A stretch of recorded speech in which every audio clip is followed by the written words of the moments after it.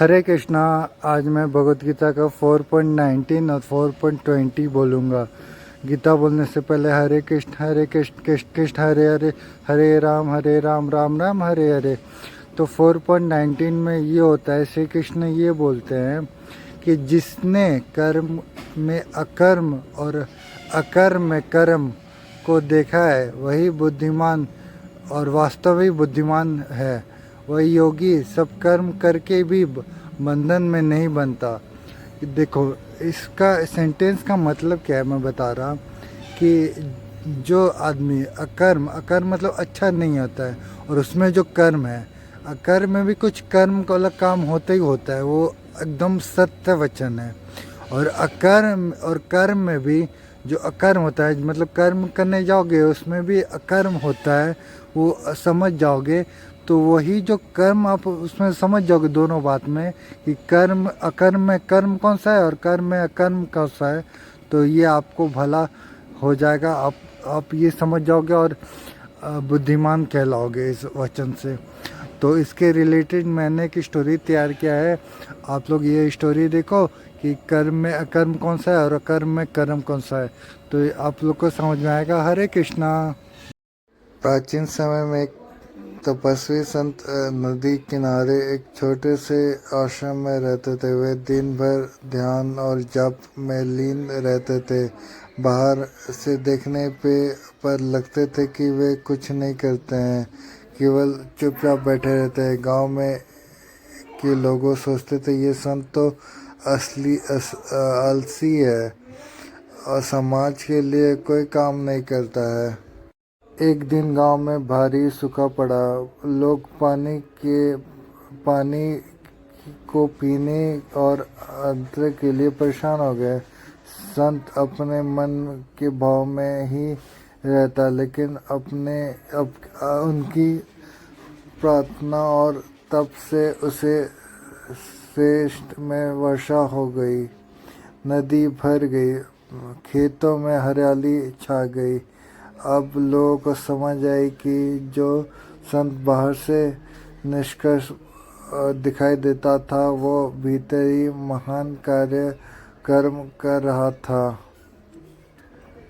इसी तरह एक राजा था जो अपने राज्य में न्याय और दान और प्रजा की भलाई में लगा रहता था, परंतु वह सब कार्य अहंकार से नहीं बल्कि भगवान को समर्पण भाव से करता था। बाहर ही देखे तो लगता था कि वो अनेक कर्म कर रहा है, लेकिन भीतर ही वो निर्लिप्त था। इस कारण उसके कर्म उसे बांध नहीं पाते थे।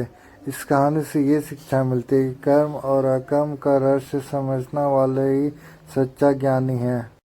बाहर से कोई निष्कर्म दिखे तो जरूरी नहीं कि वह वास्तव में कुछ न कर रहा हो।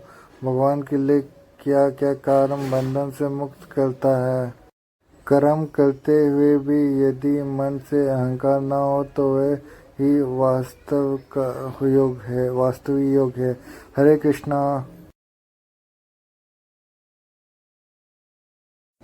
हरे कृष्णा। अभी मैं 4.20 बोलूँगा। उसमें श्री कृष्ण ये बोलते हैं, जो मनुष्य फल की असंभक्त छोड़कर कर्म करता है और जो सदा संतुष्ट और स्वतंत्र हो, जो किसी भी पर भी निर्भर नहीं है, वही कर्म करता हुआ भी बंधन में नहीं फंसता। मतलब इसका स्टोरी का ये मतलब है कि अगर जो मनुष्य जो कर्म करता है और उसका फल की चिंता नहीं करता, बस कर्म करता रहता है, उसको कभी भी भगवान उसको दुख नहीं देने देते। आप लोग कभी भी कर्म करो और उसका फल का चिंता कभी मत करना, आप लोग को बहुत अच्छा फल मिलेगा। हरे कृष्णा। एक गांव में विदुर नाम का किसान रहता था। वो सुबह सुबह खेत जोतता था, बैल चलाता था और पूरे मेहनत करता था, लेकिन उसके मन में कभी ये चिंता नहीं रहती थी कि इस साल फसल कितना होगा या बाजार में कितना दाम मिलेगा। जब गांव के लोग उससे पूछते तो विदुर तो इतना परिश्रम करता था, लेकिन ये चिंता क्यों नहीं करता था कि फसल अच्छी होगी या खराब। तो विदुर मुस्कुरा के बोला, मेरा काम खेत जोतना है और बिजली बनना है, बीज बोना है। फिर देने वाला तो भगवान का काम है। मैं अपना कर्तव्य निभाऊं और बाकी ईश्वर पे छोड़ देता हूँ। तभी समय बीतने पर कभी उसकी फसल बहुत अच्छी होती तो कभी थोड़ी कम, लेकिन विदुर हर परिस्थितियों में प्रसन्न और शांत मन से रहता था। गांव के लोग उसके इस संतोष और निर्मलता भाव को देखकर प्रभावित हो गए और समझ गए कि सच्चा सुख फल की सहायता छोड़ने में है, ना कि हर समय चिंता करने में है।